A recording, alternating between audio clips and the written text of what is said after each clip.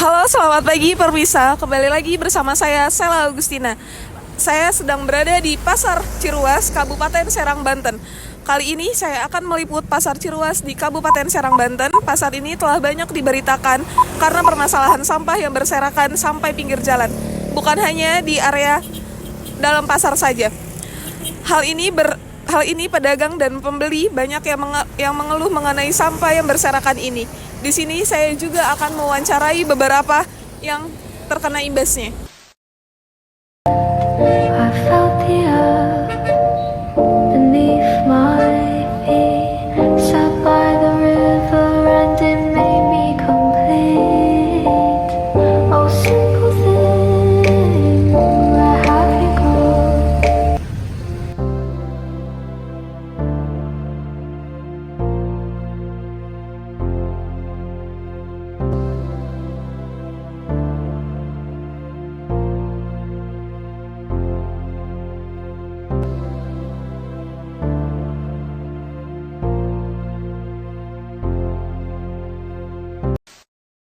Oke, menurut Ibu bagaimana sih kesadaran masyarakat dalam menangani masalah sampah di Pasar Ciruas ini, Bu?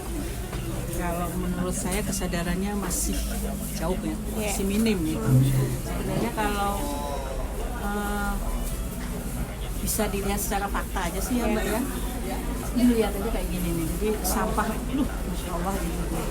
Jadi jauh lah, kalau misalnya dinilai dari 1 sampai 10 mungkin masih 2 kan. Iya, benar-benar. Saya gitu, ini masih jauh. Oke, baik. Masih perlu banyak usaha lah kita buat ngupload kesadaran dari khususnya dari warga sini aja, pedagang aja, baik dari segi pedagang ataupun dari pengunjung pasar pun sama gitu. Kalau kita lihat kenapa bisa begitu kan mungkin nanti akan banyak hal yang bisa kita kupas. Kenapa bisa kesadaran masyarakat terhadap sampah itu minim. Sudah itu aja ya. Pandangan terhadap sampah di sekitar Pasar Ciruas ini bagaimana, Pak? Karena kotor kelihatannya ya. Iya. Kalau bisa sih sampah ini nggak ada yang cepat.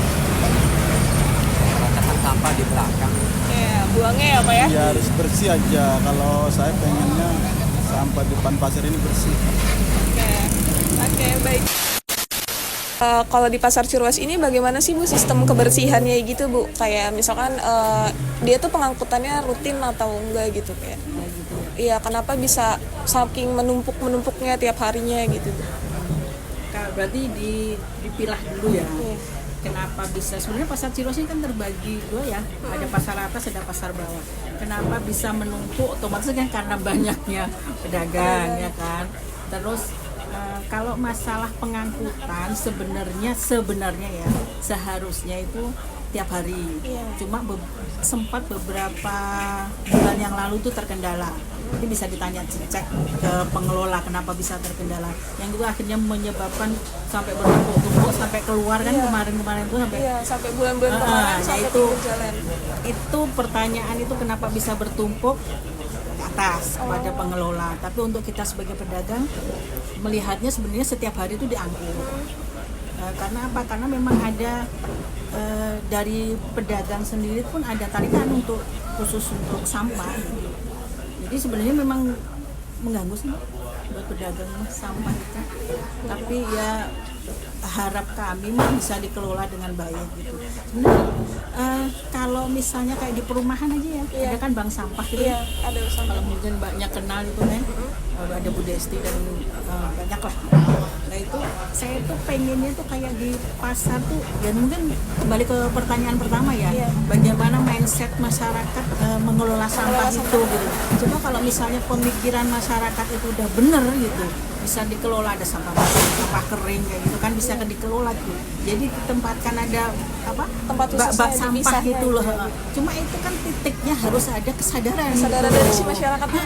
Kalau tanpa kesadaran nggak bisa, dan kesadaran itu bisa diambil dari banyak cara kan. Mungkin bisa dari penyuluhan, mungkin dari mbak-mbak ini yang dari kampus bisa lah sekali-kali turun gitu, ngadain penyuluhan. Jadi kan ada tuh kerja nyata dari mahasiswa langsung ke masyarakat.